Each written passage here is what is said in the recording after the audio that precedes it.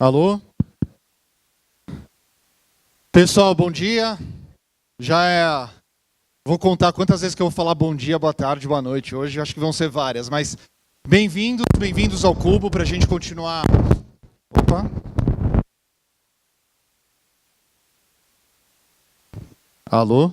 Aqui tá, legal. Bom, vamos continuar com a nossa agenda de conteúdo. E a ideia aqui é a gente fazer um painel bem interativo sobre a questão de corporate venture. Startups, aprendizados, desafios, aquilo que move as organizações. Por que é interessante grandes organizações trabalharem com startups? Eu falei lá no keynote de abertura que uma das vocações do Cubo é aproximar a grande empresa de startup, porque isso gera valor. Isso gera valor para a grande empresa e gera valor para a startup também. São 3 palavras que definem uma startup: escala, velocidade e execução. A grande empresa, ela traz escala, ela traz execução. Só que a componente de velocidade, ao ela trabalhar com startup, ela consegue trabalhar melhor nessa componente de velocidade também. E é isso que a gente vai discutir agora. Eu queria convidar para o palco o Lineu, diretor de tecnologia do Itaú, o Paulo, Open Innovation do Itaú, e o Fabiano, da Saint-Gobain, CSO da Saint-Gobain. Gente, uma salva de palmas para eles.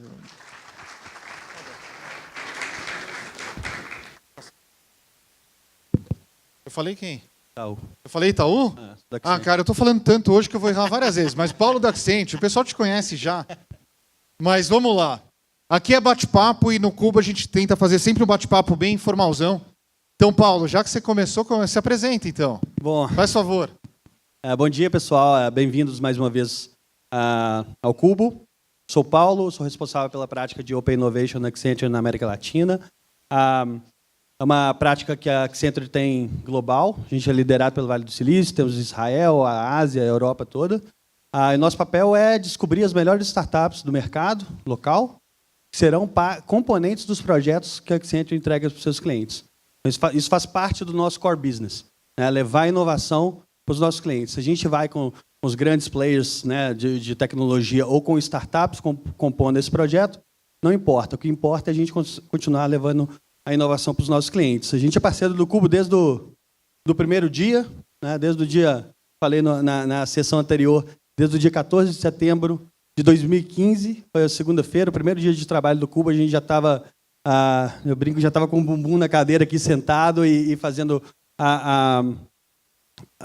aprendendo como fazer, e hoje a gente tem um resultado super interessante. A gente já tem 35% das startups residentes do Cubo já tem negócio com a Accenture, né? Então isso é um impacto muito legal, mas precisa de bastante dedicação. Eu acho que o nosso papo hoje vai ser bem focado nisso, né? Os números são bons, o resultado para o Itaú é bom, mas não cai do céu, né? Fabiano, você. Bom dia a todos. É um prazer estar aqui hoje nesse bate-papo. Qual é o nosso modelo? Na realidade, eu sou responsável pela parte de estratégia digital no Grupo Saint-Gobain, um grupo de 352 anos. É uma corporação que tem em torno de 17 diferentes negócios aqui no Brasil e no mundo. E, na realidade, foi um trabalho que começou e a gente foi aprendendo, realizando. O apoio aqui de toda essa equipe do Cubo foi fundamental, porque aqui você aprende, você inspira, você traz uma prática, você testa e vê se ela funciona ou não numa grande corporação. E todo esse aprendizado hoje tem se refletido nos resultados dos nossos negócios. Não só no que a gente chama de quantitativo, que são resultados que, digamos, em valor, mas também qualitativamente, que é como os funcionários da Saint-Gobain, a equipe Saint-Gobain, ela enxerga esse mercado de empreendedorismo. E isso aqui justamente faz parte dessa discussão hoje. Bom dia, prazer aqui estar com vocês. No Itaú, eu trabalho na área de tecnologia, respondo pelas equipes de engenharia de sistemas de canais, internet, mobile, ATM, terminal de caixa, os bots, os assistentes virtuais. Também pela equipe que faz o digital da América Latina, parte de cybersecurity e o Cubo. Então, essas aqui são as minhas atividades. E realmente é um belo de um privilégio, um belo de um prazer trabalhar aqui com vocês. Acho que o Flávio, quando integrou a equipe lá no início do projeto, fez um belíssimo trabalho aqui no Cubo. E a gente está super feliz. Acho que por isso que o Itaú decidiu, junto com a Redpoint, investir num cubo maior para atender a maior quantidade de pessoas, e também foi o que a gente acabou anunciando hoje, o nosso cubo digital. A nossa inspiração é uma inspiração para ser um centro de empreendedorismo global, não só mais Brasil, mas também no mundo como um todo. Lina, eu vou começar com você, que você já está com o microfone. Por quê? Por que trabalhar com startup? Por que se preocupar em trabalhar? Pode dar errado um projeto com startup. Por que fazer isso? Aqui é uma excelente pergunta. Eu acho que no nosso segmento financeiro, a gente tem uma commodity. A gente não desenvolve um produto de desejo. A gente não cria um iPhone. A gente não cria uma BMW. A gente oferece serviço. E oferecer serviço tem uma preocupação grande, um desafio grande de oferecer o melhor serviço, a melhor experiência para os nossos clientes. Trabalhar com startup é positivo para nós porque nos provoca a fazer diferente. Se a gente olhar como a gente desenvolve tecnologia no banco hoje, eu vou dizer para você que é muito diferente do que nós fazíamos há 5 anos atrás. Isto veio muito da provocação de como as startups trabalham. Hoje a gente trabalha muito no modelo ágil, muito trabalhando com o Lean e fazendo um negócio que eu acho que é a cereja do bolo, que é experimentação. Então, acho que o modelo que a startup tem de experimentar, colocar uma prova de conceito pequena, depois vai aprimorando, a gente começou a aprender a fazer isto junto com as startups. Então, o fato de estar próximo do Cubo ajudou bastante nisso. Hoje, o nosso ciclo de desenvolvimento interno lá no banco, a gente tem profissionais internos da ordem de 6.000 pessoas, a gente está fazendo sprints a cada 15 dias.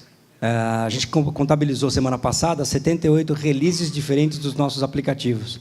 Isso aqui é mais do que uma versão... Semana passada? Semana passada. Uau! O ano passado, a gente entregou 53 releases dos nossos aplicativos e até a semana passada, 78. Então, no fundo, estar próximo do modelo de startup é se provocar sempre para experimentar e usar as metodologias novas. Sem contar os serviços. Nesses 2 anos de Cubo, 30 startups já passaram com alguma prova de conceito lá no Itaú. E tem um outro efeito positivo. Os nossos processos internos são feitos para trabalhar com grandes empresas. O fato de ter o Cubo perto e começar a trabalhar com as startups fez com que a gente tivesse que se reinventar e mudar os processos. Vou dar um exemplo para você simples. Homologação de empresas. Tem um item muito importante. Me dá aí os 3 balanços dos últimos 3 anos. Como é que faz? Não faz, né? A startup tem 6 meses. Quer dizer, então, até mudar os nossos processos com os nossos critérios, isso foi necessário. Hoje, o tempo de homologação já se reduziu 90%, muito por conta desse contato com as startups. E ter o Cubo como o nosso braço de experimentação faz toda a diferença para a mudança dos nossos processos. Legal. Paulo, a gente lançou aqui no Cubo alguns programas de conteúdo e você está encabeçando um programa sobre Corporate Venture que você fala sobre os estágios de relacionamento de grandes empresas com startups. Dá uma palhinha, pessoal. Quais são esses estágios? O que acontece em cada um deles? Tá. Isso foi esses 4 estágios que a gente fala, foi até um insight do Guilherme Horn, que é o chefe de inovação da Accenture, que as empresas, quando elas escolhem trabalhar com startups, a gente tem que ficar atento a 4 estágios, que são eles. Primeiro é rejeição, né? A empresa não está nem aí para isso. Eu sou grande, tenho uma lucratividade de bilhões, para que eu vou olhar para uma startup, uma empresa que tem 10 pessoas no time, né? Passa para a próxima fase, que é um estágio de awareness, né? De atenção. Está acontecendo alguma coisa no meu mercado ali, né? O cachorrão com o cachorrinho e a mordida do cachorrinho doeu a canela aí do cachorrão, né? As grandes empresas começam a ter atenção que alguma coisa está acontecendo no mercado dela. Passa para a terceira fase, que é a fase de approach. Já entendeu que está acontecendo alguma coisa, precisa se mover. Então, essa fase de approach é aquela que começam-se a criar os times, né? Começa a entrar as necessidades de ter uma governança, quem vai fazer, como fazer, quando fazer. Né? Os executivos começam a ir para o Vale do Silício, começam a vir por Cubo, principalmente, né? nos visitar diariamente para entender, viram boards de startups, viram mentores, participam de bancas, até chegar na fase de colaboração, que é o próprio Cubo em si. Né? O Cubo é o estágio da colaboração do Itaú. Né? Então, são esses 4 estágios: rejeição, atenção, approach e a colaboração. Institucionalmente, as empresas podem ter um discurso definido. A gente tem o Cubo, a gente tem a operação de Open Innovation, a gente tem a aceleradora A, B ou C. Então, para o mercado, a gente fala que a gente está no estágio de colaboração, mas quando a gente olha para dentro de casa, a gente pode achar esses 4 estágios de novo. A gente pode, dentro de casa, por mais que a gente fale para o mercado que a gente vai colaborar, que a gente vai trabalhar com a startup, quando a gente olha para dentro de casa, a gente vai achar os que vão falar, puta, aqui não, amigão, né? Vai falar, sei lá, do pessoal de marketing, de outra área, e a gente vai achar a turma que vai pular de cabeça desde o começo. Quando a gente está nos estágios anteriores, que a gente está falando de rejeição e atenção, não adianta forçar nada, tem que trabalhar a cultura da companhia, tem que trabalhar mindset, tem que trabalhar bastante conteúdo. A partir do momento que vai evoluindo, né, a cultura da empresa começa a ser impactada, a gente começa a ter que se preocupar com a governança e até no final, da hora que chegar na fase de colaboração, entender os incentivos, né? Os indicadores, como que o time que está tocando isso vai ser reconhecido, quais são os resultados esperados de fato, se isso está atrelado à estratégia da companhia, né? Muitas empresas hoje lançam programas de inovação aberta com foco em startups, sem saber por quê, né? Às vezes lançam porque tá legal, está na moda, isso é bom, muito bom para o mercado, as empresas se interessarem, iniciarem, mas tem que dar um passo anterior e olhar para a estratégia da companhia. Vai trabalhar com startup para quê? Atingir novos mercados, né?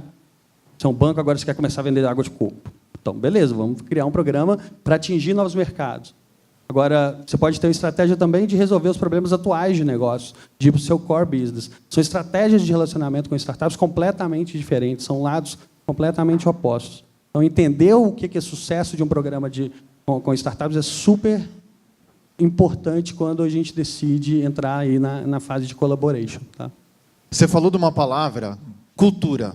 E um dos trabalhos que eu vejo o Fabiano fazendo muito na Saint-Gobain é essa questão de cultura. É uma empresa de 352 anos, né? Até você me contou a história da empresa um dia, eu acho super legal, que ela foi fundada para construir o Palácio de Versalhes, lá, o Salão dos Espelhos. E como mudar uma cultura de uma empresa de 352 anos, Fabiano? O que vocês estão fazendo para isso? Mas como a gente está nessa audiência, queria que você me desse exemplos práticos. Acho que a gente está aqui para compartilhar melhores experiências. Sem sombra de dúvida. Quando começamos esse trabalho, não existia um modelo construído, ou pré-definido, né? Então, nós fomos conversando com os negócios e nós percebemos, foi em 2015 que começou esse trabalho, em março de 2015, então nós já estávamos começando a crise, né, econômica no Brasil. Então, quando começa uma crise, naturalmente, tudo acontece no congelamento do orçamento. Então, você imagina, tinha uma crise e não tinha dinheiro. Então, você já começa numa situação... Quando você fala de plataforma tecnológica, você tem um conceito aí que tem uma divergência. O que nós fizemos, na realidade? Nós começamos a olhar claramente o que impacta positivamente os negócios. Para isso, a gente precisa de uma transformação cultural no primeiro momento. Então, nós treinamos, até hoje, 4.850 funcionários em conhecimento digital, pessoalmente, do operário da fábrica à recepcionista a um diretor. Como que nós fizemos isso? Sem dinheiro nenhum, alocação de tempo. Fomos para as fábricas e fomos transportar para eles o que é o mundo digital para eles, e não para a Saint-Gobain. Porque, a partir do momento que eles enxergam o impacto do mundo digital na empregabilidade, na competitividade, naquilo que ele pode ser no dia de amanhã, naturalmente, isso passa a ser relevante também quando a companhia diz que está fazendo algo. Mas, além disso, além do conhecimento de base, que são justamente das pessoas que estão no dia a dia da empresa, na fábrica, nas áreas de apoio financeiro, contabilidade, supply chain, logística e tudo mais, nós também fizemos um trabalho junto com a alta gestão, que é o seguinte: você tem um business, você tem um desafio de negócio, então traz para a gente que a gente vai tentar ajudar. E quando a gente identificava, nas startups ou não, mas no segmento de empreendedorismo, possibilidades, a gente trouxe os projetos para dentro de casa e começamos a executar numa área de controle. E o que aconteceu? Ótimos resultados. Tem algumas pessoas sentadas aqui que participaram desses resultados. Eu tenho aqui o Hospital, por exemplo. Você pediu um caso prático? Tem aqui Michele Daplin, por exemplo, que trabalhou da construção de conteúdo. A primeira oferta dela para a Saint-Gobain não foi conteúdo. Foi um outro tipo de abordagem de serviço. O que nós fizemos?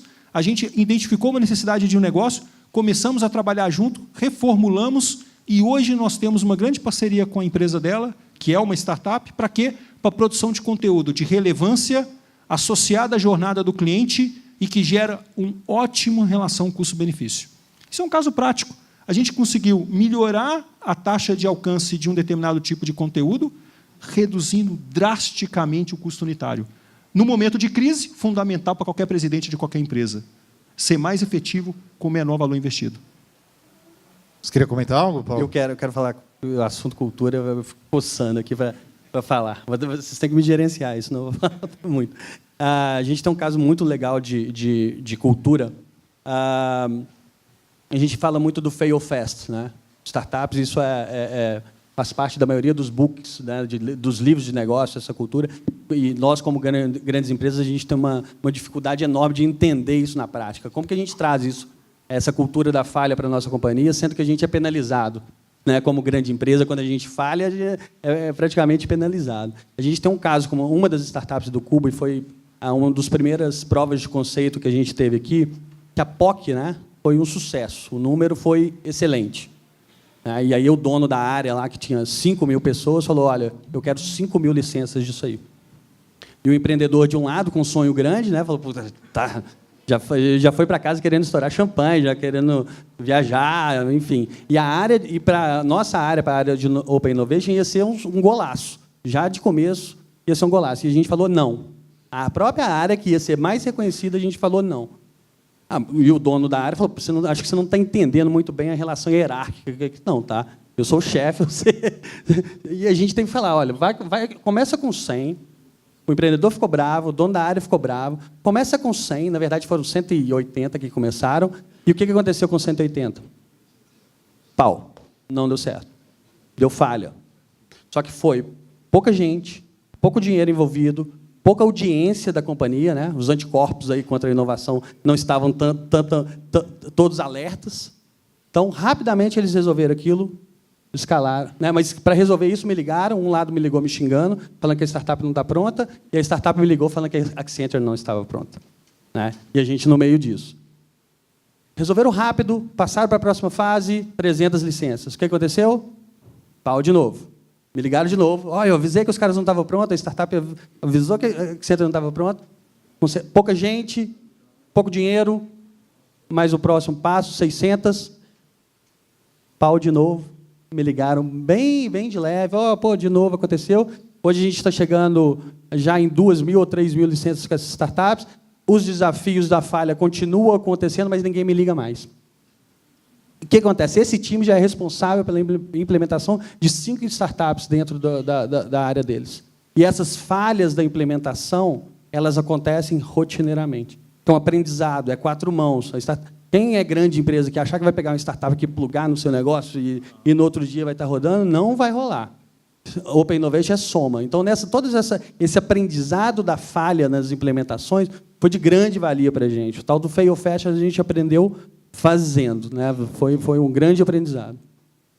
Lineu, eu queria pegar exatamente nesse ponto, porque uma das coisas que nós fazemos bastante aqui no Cubo nós somos muito pragmáticos naquilo que funciona e naquilo que não funciona. A gente tem que tirar aquele romantismo, até a gente brincou aqui antes, tá na moda ser empreendedor, fazer startup, é tudo oba-oba, grande empresa tem que contratar startup porque é bonito. Não é bem assim. O negócio ele não é fácil.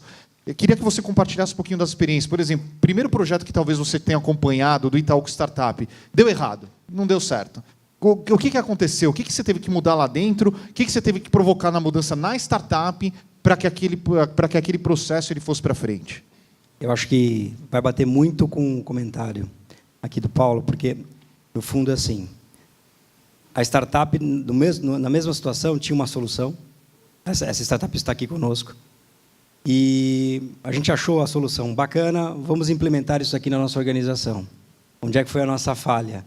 A gente já entrou de cara com um tamanho muito maior do que a solução poderia suportar, e a gente, no banco, também a tolerância à falha, ela, vamos dizer assim, está aprimorando. Então, eu quero dizer o seguinte, a gente tem uma solução aqui no Cubo, que é a identificação facial. Né? E aqui ela funciona. O startup, a nota 10 e tal. A gente resolveu colocar essa solução num prédio que tem um fluxo de 14.000 pessoas. Então, aqui foi um aprendizado para nós, que a gente precisa ter um processo de curadoria, tanto que agora, na estrutura do Cubo novo, nós teremos uma curadoria técnica para verificar se a solução que a gente vai aportar na organização está em condições de escala. O problema ali foi escala. E quando você tem um fluxo muito grande, só para você ter uma ideia, acho que no período, não sei ao certo se em 30 dias ou 40 dias, a startup gerou 46 ou 47 versões para corrigir situações muito específicas. Então, é importante que a grande empresa comece, de fato, com volumes pequenos. As falhas elas devem ocorrem mesmo, porque o produto ele não está 100% acabado. Acho que tem que partir da premissa em que a gente está construindo os MVPs. A gente acabou de demonstrar aqui no nosso evento um MVP que vai ser a primeira entrega do nosso Cubo Digital. Vai dar pau? Lógico que vai dar pau. O problema é como a gente encara isso e como é que a gente corrige. Então, este caso aqui, acho que teve uma falha nossa, interna, de começar já numa escala gigantesca. A startup, eu acho que tem esse detalhe. Né? Pô, eu estou criando um negócio, eu quero vender bastante, eu quero explodir isso daqui. E ela também acho que tem que ter a consciência de falar, puxa, para esse tamanho, é melhor eu maturar um pouco mais. Então, este é um exemplo que, para nós, foi um aprendizado extremamente importante, sem dúvida para a startup também. A gente está mudando os nossos processos para ter uma curadoria técnica aqui, para ver o quão escalável é, para justamente não queimar um excelente produto, porque ele é um excelente produto. Ele só não estava maturado naquele momento para aquela escala. Hoje, se nós fizéssemos, certamente está num patamar completamente diferente.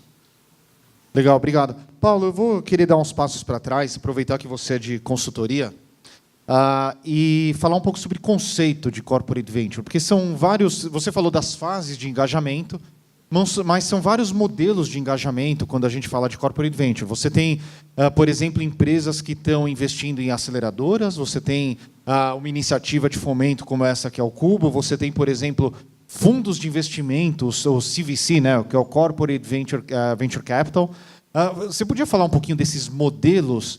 E até te peguei. Mas até para falar um pouquinho no mundo, aquilo que você está vendo, e depois a gente vai trazer reflexo para o Brasil, e depois eu vou passar a Fabiano para fazer uma pergunta relacionada a isso para você. Vamos lá. Tá bom. Vamos lá.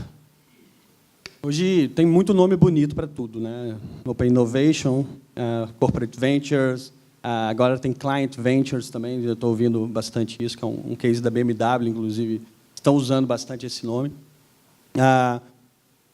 Antes até da gente colocar nome nisso tudo, a gente tem que voltar naquilo que eu falei. O que é sucesso da sua prática quando você vai se envolver com startups? Pode ser atingir novos mercados, pode ser resolver problemas atuais do seu core business ou de negócio, marketing e pessoas. Tá? Vamos lá, essas quatro aqui. Para cada uma desses... De novo, que é importante. Atingir novos mercados, resolver problemas atuais de negócio do seu core business, marketing e pessoas. Basicamente, as duas primeiras são mais importantes. Quando você toma as decisões aqui, pode afetar marketing e pessoas, com certeza. Mas essas duas primeiras são mais importantes. Eu gosto muito de usar casos, por exemplo, da Telefônica e da Mastercard, por exemplo. Né? Carlos, pessoa daqui, da Wire? Alguém da Wire aqui? Não, tá. A Wire. Telefônica, qual que é a estratégia? O José Maria Palhetti, que era o CEO da Telefônica quando criou a Wire há 5 anos atrás, 6 anos atrás, falou, olha, a gente não vai ganhar mais dinheiro com voz. Daqui 5 anos a gente não ganha mais dinheiro com voz. A gente precisa descobrir como que a gente vai ganhar dinheiro com outros produtos. Então, eles criam-se a Wire, uma estratégia exploratória. Então, você vai ver lá desde o Bov Control, que é monitoramento de rebanho bovino, uma plataforma de game, como o Crânio, até uma tiqueteria, como o Rockbee, você vai ver várias bem exploratório. A Mastercard, não. A Mastercard, talvez ela está olhando... Talvez não, ela está olhando para payments. Infelizmente, a gente não vai se desvencilhar disso ainda, né? Pagamento. Pode ser por telepatia, mas a gente ainda vai continuar pagando as pessoas durante muitos anos. Então, a estratégia deles é focada no negócio atual. Então, eles vão no Mastercard Labs, então eles querem entender a essência de blockchain, tecnologias muito interessantes para payments, focado em payments. A Telefônica já é exploratório. Então, quando você define essa estratégia, aí você tem um cardápio de atividades que você pode fazer.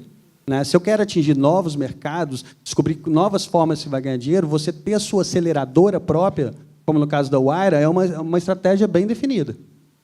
Agora, se você não quer mexer no seu core business, né? Vamos pensar em cigarro, por exemplo. Como é que você vai inovar no core business de cigarro usando startups? Não, mas você pode inovar na distribuição, no marketing, na forma de se comunicar com o seu cliente. Então, talvez a aceleradora não é o melhor caminho. Talvez estar no Cubo, no lugar onde você tem acesso a 210 startups, que vai ser o próximo, faz muito sentido. Visto Accenture, a gente atua para diversas indústrias. Eu criar a minha própria aceleradora dentro do meu escritório lá e ficar com 5 startups investindo $50 mil para as donas, não faz o menor sentido para a gente. Menor sentido. Agora, estar em ambientes como esse, que eu tenho densidade, que eu tenho contato com muitas startups, faz total sentido para a gente. Então, acho que o cardápio é enorme, você vai ter de hackathon, evento, você vai ter um tanto de coisa. Mas antes até de definir qual que é a ação, você tem que definir o que é sucesso para você quando você vai trabalhar com uma startup.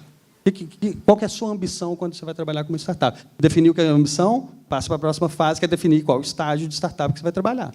Depois, o que você atrai e depois governança disso tudo. E CVC, Corporate Venture Capital, o que você está vendo por isso? O mercado brasileiro está maduro para fazer CVC?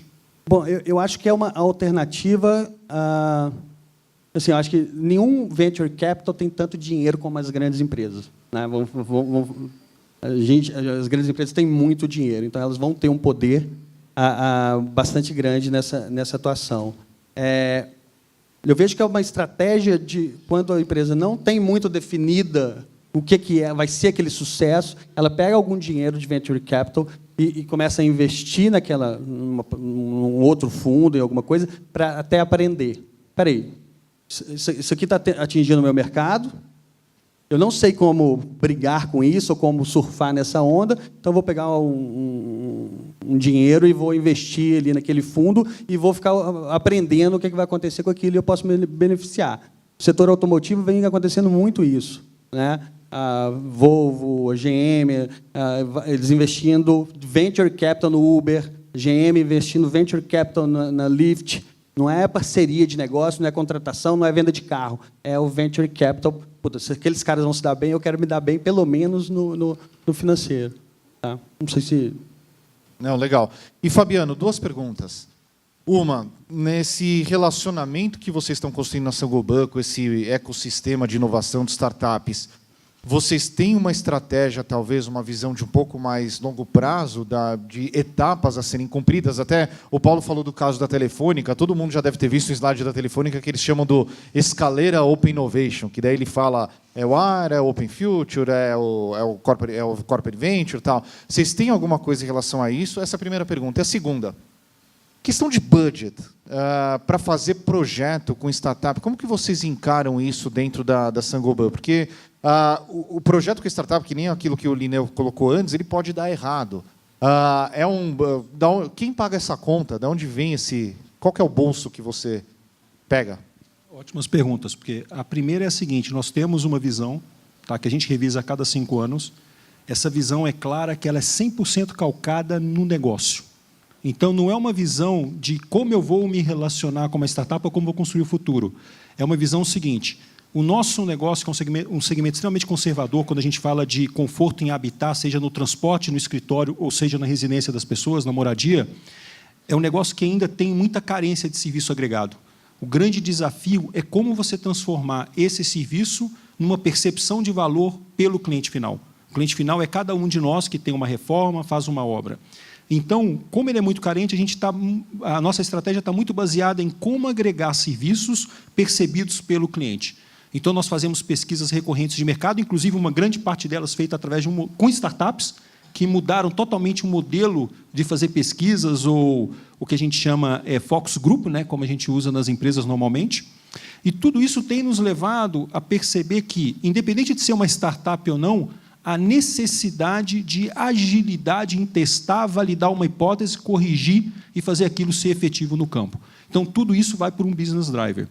Agora, quando a gente olha pela perspectiva de budget, é muito interessante. Meu orçamento é 0.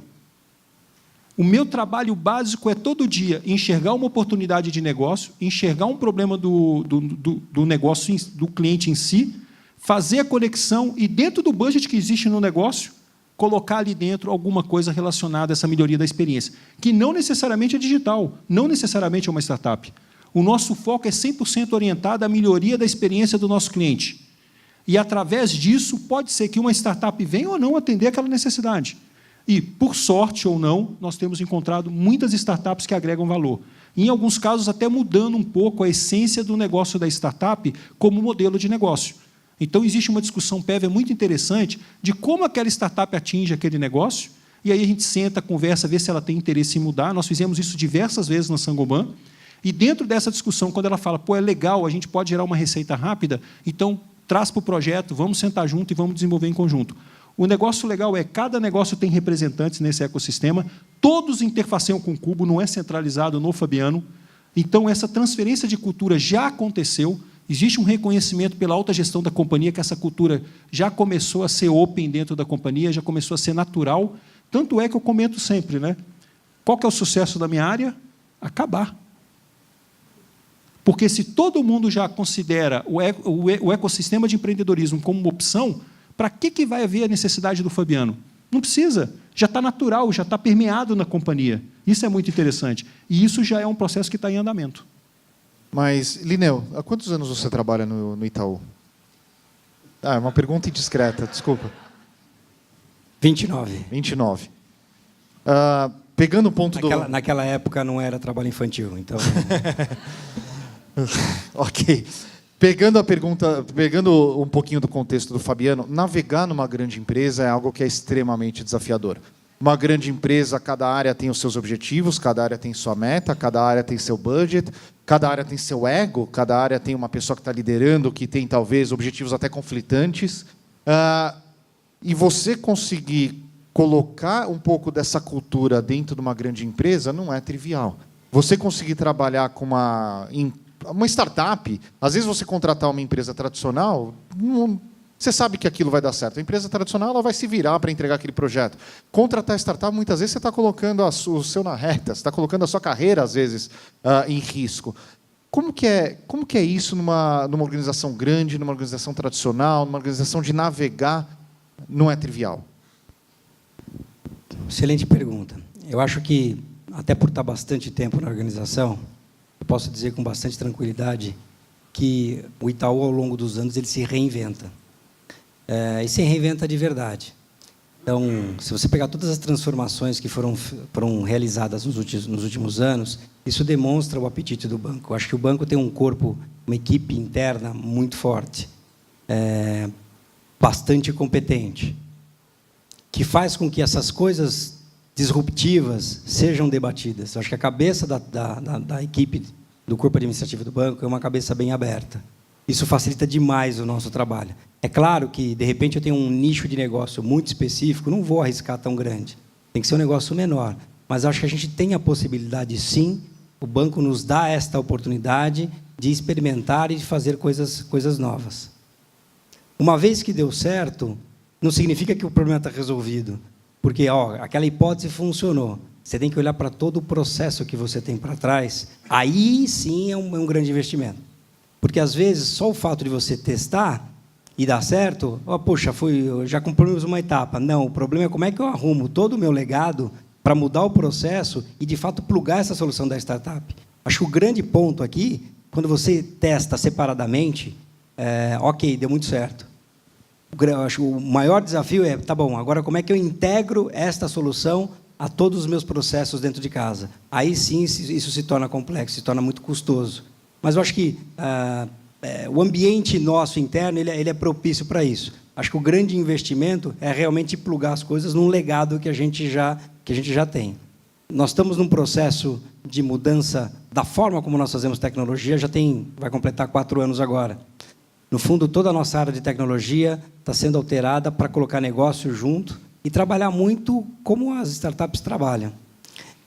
É um investimento de longo prazo. No começo foi super complexo, mas com os resultados que a gente já conseguiu obter, os resultados ajudam a gente a acelerar. Então, no fundo, é assim. Para resumir, dá para testar, acho que a complexidade maior está em plugar. Acho que a cabeça dos nossos executivos hoje, nós temos mais de 5.000 pessoas que já passaram aqui pelo Cubo. Você tem uma dificuldade grande em atender toda a demanda que o banco gera para você, das diversas áreas que nós temos, porque a gente já viu que aqui é um bom negócio de insight. Então, acho que a organização está propícia para isso. Não diria que foi uma grande complexidade fazer isso, mas acho que a grande complexidade está em plugar as coisas que, eventualmente, a gente acaba encontrando numa solução de uma startup. Você pega, por exemplo, a startup que a gente usou para fazer o Itaú Insights, que é a Mastertech. Uma solução fantástica que agora a gente incorporou em todo o processo de contratação dos nossos trainees, o modelo feito aqui pela Mastertech. Então, os nossos processos agora já estão adaptados para isso. Então, tem que experimentar mesmo, mas acho que a mensagem principal é que a organização está com uma cabeça muito boa para fazer isso acontecer. Legal. Eu queria falar uma frase que eu repito bastante aqui no Cubo. Eu queria ouvir o comentário rápido de vocês três e depois eu queria abrir para perguntas, que eu acho que é interessante a gente fazer esse bate-bola. Tá? Uma frase que eu falo bastante aqui é que grande empresa, grande organização trabalhar com startup, a semente pode ser plantada no bottom-up, mas só vai acontecer se for top-down. Comentário. Esse tipo de mudança ela é top-down, sim. A gente precisa comprar no topo da organização para ajudar a viabilizar isso acontecer na organização. Concordo, Lineu. No Accenture, o presidente da Accenture hoje está na Singularity, inclusive, mas se ele estivesse no Brasil, ele estaria no evento do Cubo, como foi no lançamento e no aniversário de 1 ano, porque isso é a estratégia do presidente da companhia. Então, talvez a prática sobrevive, né, dentro dos desafios que a gente tem, que são diferentes para a empresa, dentro da cultura, porque tem um sponsorship forte. Senão, não anda. Não dá um passo se não tiver patrocínio em todos os níveis hierárquicos. Não vai andar. Sem dúvida nenhuma. O presidente regional, o Thierry Fournier, apoia fortemente essa abordagem, e não só ele, como os presidentes mundiais da companhia. Todos já vieram no Cubo, sem exceção, e levaram essa prática daqui do Brasil para o exterior e para as suas regionais. Então, é fundamental. Excelente. Gente, queria abrir para perguntas. Aqui, ó, tem uma aqui, outra ali, outra ali. Tem 3 agora, e outra aqui. Vou seguir essa sequência de 4, depois a gente abre mais. Tem microfone? Pá, vai chegar. Fala nome e empresa, por favor. Bom, boa tarde a todos. Fábio Bottacci, Vinci Digital. Parabéns, Flávio, pela bancada interessante. Bom, como ex-consultor, ex-executivo de grande empresa e também alguma coisa com os bancos já fiz na minha vida, agora eu mexo muito com Industrial IoT, okay? Então a parte mais de inovação voltada às indústrias. O que os meus potenciais clientes e implementadores estão acostumados a se preocupar mais, eu vi pouco hoje aqui, queria a opinião de vocês, independentemente de tudo, a big picture é disruptura digital e mudança completamente dos modelos de negócio. Então, sendo muito sincero, desculpe já falar isso, as grandes empresas, porque eu estava até ontem lá, eu acho que a primeira preocupação é, bom, daqui a 5 anos eu vou estar ainda aqui, primeiro. O que é que eu posso fazer efetivamente para entender o que está acontecendo no mundo hoje? E uma das formas que eu vejo mais importantes, está acontecendo não só aqui nos Estados Unidos, é a parte de corporate venture capital, porque você, ou qualquer outra forma de acelerar ou menos, você fica bem mais perto, como radar, das pessoas, gente. Não é só no Brasil que faltam engenheiros, data science, computer engineering. No mundo inteiro tem essa falta de skills. Então, sem as pessoas que sabem fazer acontecer, tudo isso não adianta. Tem grandes empresas que quebraram, Kodak, Blockbuster, e os presidentes, assim, bottom-up, top-down, poderia até funcionar ao menos, mas a mudança é completamente cultural, e de abordagem, abertura total à inovação, e acabo assim, eu participei faz alguns meses, Sunil Gupta estava aqui no Brasil, na FESP, para uma palestra, ele é um dos maiores professores no campo de inovação, Harvard Business University. Falou, na minha experiência dele, não adianta ter rebocadores com um transatlântico que ajudam a ir na justa direção para poder existir e ter sucesso daqui a alguns anos. Dentro da cabina de comando, o capitão do transatlântico tem que embrace, Então, isso é só uma mensagem com a minha pouca experiência de 3 anos nesse campo, mas tudo novo, e deixo com a bancada essa provocação. Né? Alguém quer comentar? Gostaria de comentar. É por isso mesmo que tudo se resume a pessoas. Nós focamos muito nas pessoas, no engajamento, no envolvimento, na imersão. Vou dar um exemplo. Todos os presidentes da Saint-Gobain do Brasil, dos negócios, foram enviados para Singularity. Você para imaginar o que é esses autogestores serem encaminhados para Singularity. Transformação total. E eles voltam de lá, eles permeiam isso pela corporação, se envolvem. É uma coisa impressionante. Tudo se resume a pessoas. No final do dia, são as pessoas que fazem a diferença. Concordo plenamente. No Itaú não foi diferente. Todo o comitê executivo, todos os executivos, os principais executivos do banco, fizeram esta jornada no Vale do Silício para ver esse modelo que a gente estava tentando implementar, que a gente já implementou na organização. Porque uma coisa é você falar, outra coisa é você ver e tocar. Isto faz toda a diferença. E eu concordo 100% contigo. As pessoas fazem a diferença. Quando a gente, eu vou te falar, a contratação do Itaú antes do Cubo e depois do Cubo. Antes do Cubo, ao chegar numa universidade para falar, olha, puxa, vem trabalhar aqui que é legal, sério mesmo? Depois do Cubo, a conversa é completamente diferente. Porque, no fundo, a gente mostra o quão ousados nós somos, quão inovadora a empresa é, e depois que conhece um pouquinho do nosso ambiente de trabalho, normalmente eu ouço a mesma coisa. Nossa, eu não imaginava que aqui era assim. Então, para quem já visitou a nossa área de tecnologia, o nosso ambiente é muito próximo, lá no SEIC é muito próximo desse ambiente aqui, onde a gente escreve nas paredes, onde a gente tem post-it. Isso aqui não é feito porque é moda. Não é porque é moda, não. É porque uma metodologia exige. Se você quer trabalhar Lean, quer trabalhar ágil, você tem que usar esse tipo de coisa. Quando a gente faz Design Thinking, traz o cliente, fala, ó, dá teu palpite aqui, o que a gente percebeu? Se você entrega um aplicativo para ele testar, ele te dá um feedback. Se você entrega papel para ele, com o feedback da mesma solução, é completamente diferente. Ele não tem nenhum problema em pegar um papel e falar assim, nossa, isso aqui vocês viajaram legal, não dá para funcionar. Se é um aplicativo pronto, a crítica ela não é tão, vamos dizer assim, tão séria, exatamente. Quer dizer, não é que não seja séria, mas no fundo ele não destrói. E o que a gente quer para entregar a melhor solução é que você destrua aquilo que a gente está fazendo. Porque se ele não for bom, ok, me diga que a gente vai mudar. Então, no fundo, eu acho que trazer essa cultura, trazer pessoas novas, hoje, novas do ponto de vista de cabeça, tá? Isso faz toda a diferença e as pessoas realmente fazem a diferença na organização. Legal. Tinha uma pergunta ali, do Oswaldo.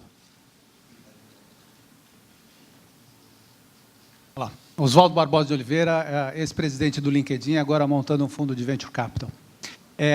Como uma empresa, principalmente uma empresa nacional, consegue estar perto da inovação que ocorre fora do Brasil? É bacana você trabalhar com as startups aqui, muita inovação ocorre aqui, mas tem muita inovação acontecendo fora que pode ser relevante para as empresas aqui. Como é que faz para você ficar perto dessa inovação? Bom, no nosso caso, a gente tem uma equipe de arquitetura. Aliás, todos nós aqui, todas as pessoas da tecnologia já têm um drive de estar sempre atualizado. Mas tem uma equipe nossa de arquitetura que acaba puxando as grandes novidades. Por exemplo, se fala muito de blockchain. A gente tem alguma coisa prática funcionando? Não, a gente tem algumas hipóteses que nós estamos testando. O Itaú, assim como o Bradesco, fazem parte do R3, e a gente acaba testando estas coisas. Mas, diferentemente do passado, a minha sensação é que a tecnologia hoje e essas inovações estão muito próximas. É muito fácil você se conectar ao que está acontecendo, seja porque alguém teve contato com isso, te avisa e abre uma ponte, seja porque a gente faz esse tipo de viagem para o Vale ou para outras empresas. A gente faz muito benchmarking com outros segmentos, não só com o segmento bancário, justamente para tentar captar isso. Eu não vejo, hoje, o acesso à tecnologia como uma barreira.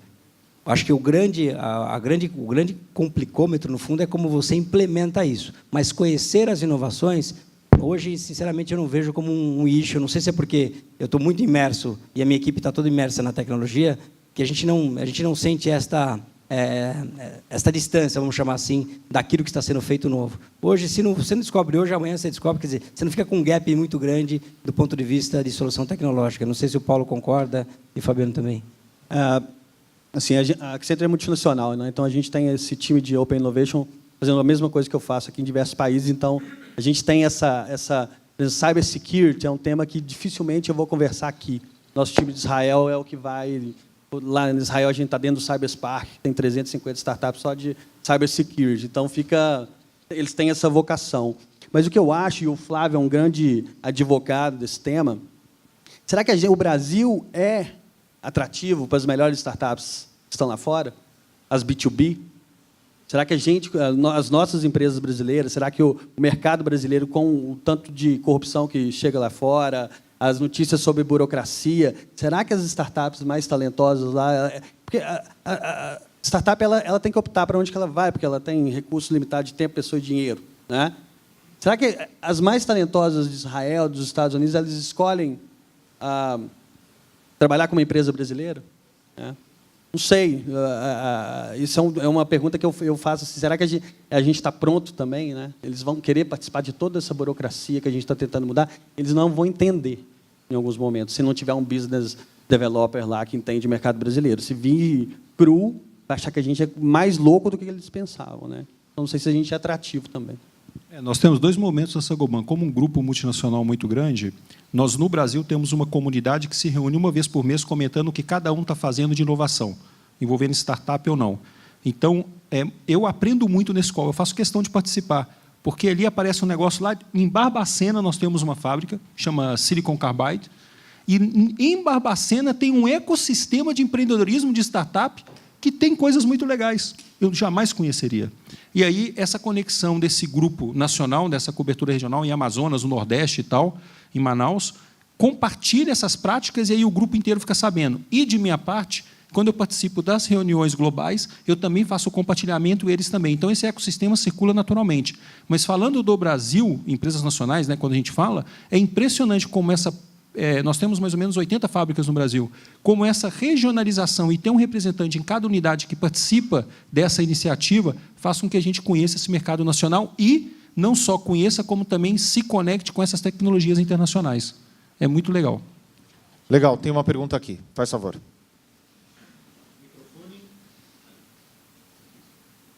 Bom dia a todos, meu nome é Maurizio Calcopietro, eu fui CIO em uma grande empresa. Atualmente sou co-founder do CIO Institute, que é uma empresa de consultoria estratégica de TI com conceito de CIO on demand para médias empresas, sobretudo. E também sou investidor anjo, faço parte da Curitiba Angels. Uma pergunta, primeiro para o Flávio, depois para vocês três. Para o Flávio, uma muito boa iniciativa do Cubo Digital, da plataforma. Por isso, então, a ideia é se expandir a nível global digitalmente ou também ter outros cubos físicos em outras cidades do Brasil ou fora. E para os três, as empresas, além de contratar essas startups, também pensam de entrar como investidor, como sócios investidores, se a startup dá certo? Bom, o Cubo, como uma startup, nós levantamos uma hipótese e a gente executa aquela hipótese, depois, se aquela hipótese dá certo, a gente vê a próxima hipótese e assim sucessivamente. A hipótese que nós levantamos há 2 anos atrás era se criar esse polo de densidade, isso iria gerar valor para as startups, para os fundadores, para os mantenedores, gerou-se valor e a gente levantou uma outra hipótese. Vamos aumentar agora o Cubo e vamos ver se a gente gera mais valor.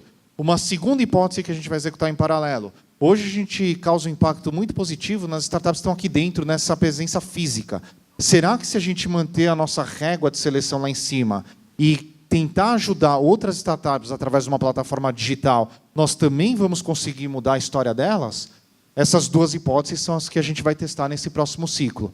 Então, talvez essa sua pergunta seja uma pergunta mais legal da gente responder depois desse próximo ciclo, daqui a 18 meses, 2 anos. Mas é uma sucessão de hipóteses e a gente sempre tenta manter... Uma startup, ele tem uma visão. A nossa visão nós estamos mudando o ambiente de negócio no Brasil. E, para isso, nós estamos preenchendo algumas lacunas. Deixa a gente dar os próximos passos para poder depois ver qual que seria um outro próximo passo. Vou passar para vocês. Com relação ao investimento, no caso do banco, a decisão que a gente tomou foi realmente de criar o ambiente para fomentar o ecossistema.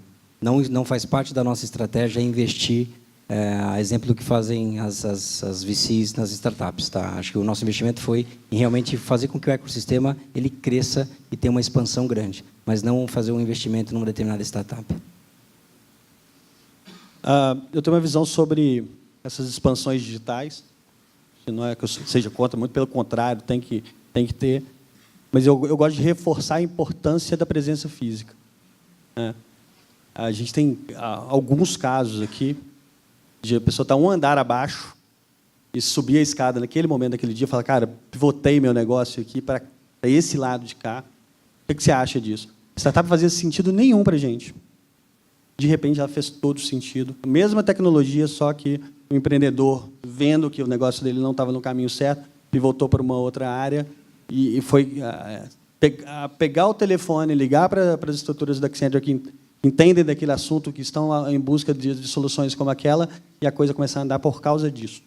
Talvez se eu tivesse um relacionamento só digital, essa startup eu não teria essa velocidade e essa visão. E a gente, como grande empresa também, viver o dia a dia das startups diminui um pouco o nosso risco. Tá?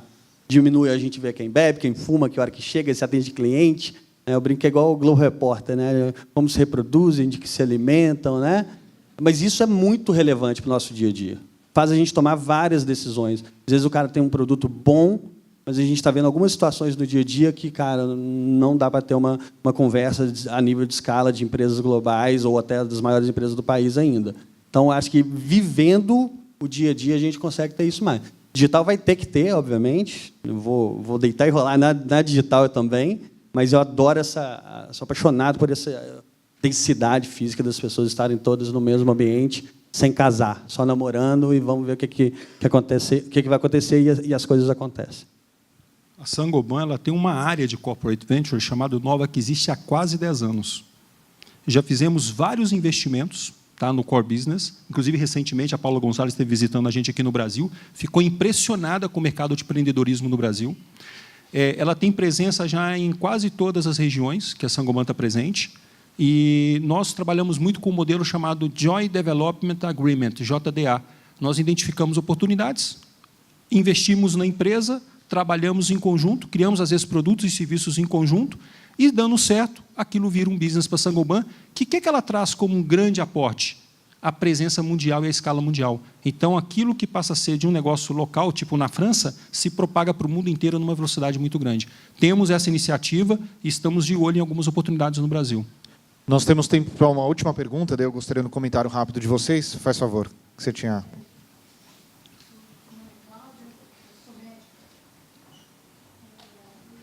De uma grande empresa e dá insatisfação de ouvir a velha frase, né? Nada que você pode trazer para nós, a gente já não testou e não funcionou.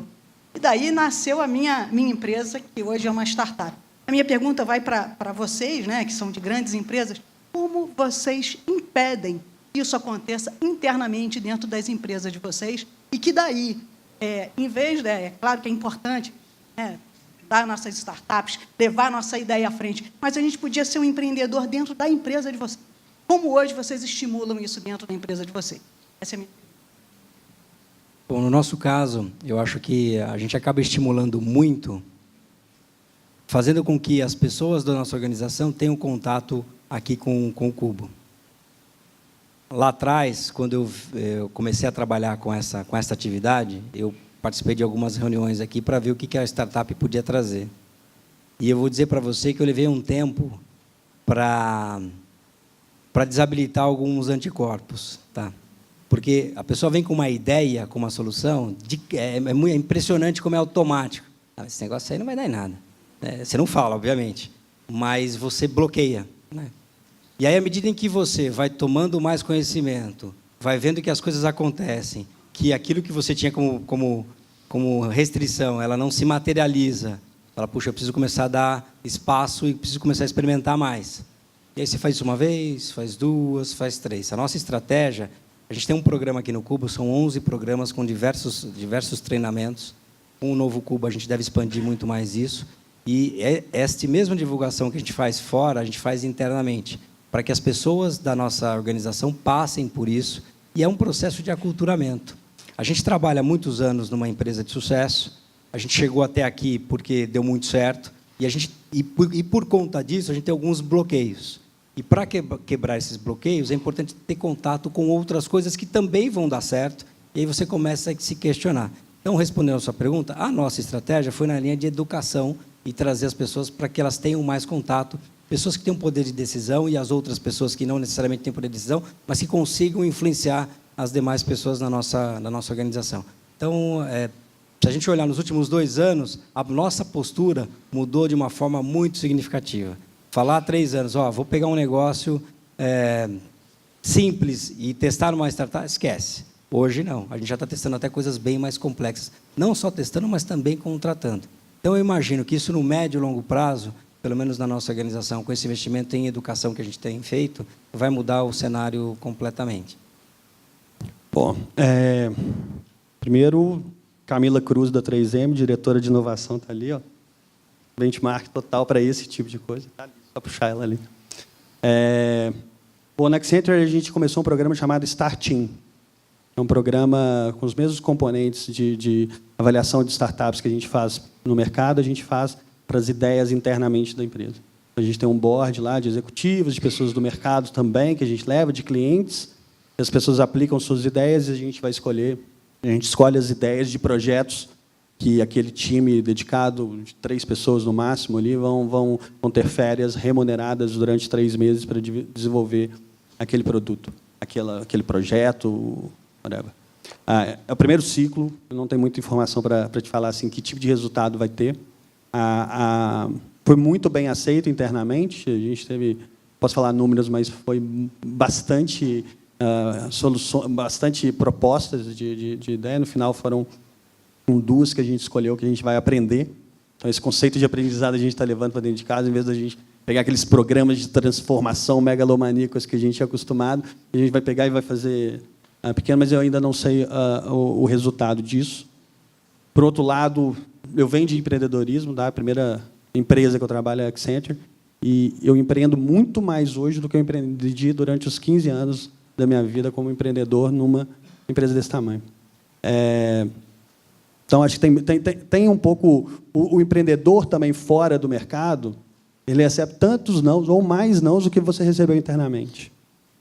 Só que aí ele não tem o 5º dia útil, né, o dinheiro lá, então ele tem que ir batendo atrás dos sims que ele vai ter. Então, a gente tem uma dificuldade interna como ser intraempreendedor, a gente se para muito nos primeiros nãos. O empreendedor ele é diferente, porque ele não para no primeiro não para no segundo, não para no terceiro, ele vai indo.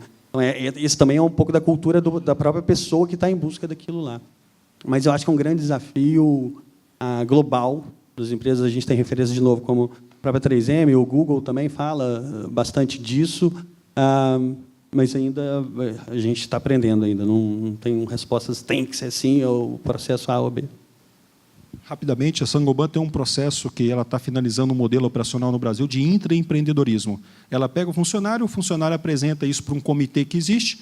Se fizer sentido para o core business, esse funcionário sai da área dele junto com um grupo, 3, 4 pessoas, e ele trabalha dedicado a esse projeto, recebendo salário e benefício da empresa como funcionário tradicional. No final, acontecem algumas opções. A Saint-Gobain é sócia dele no projeto, como já tinha sido originalmente.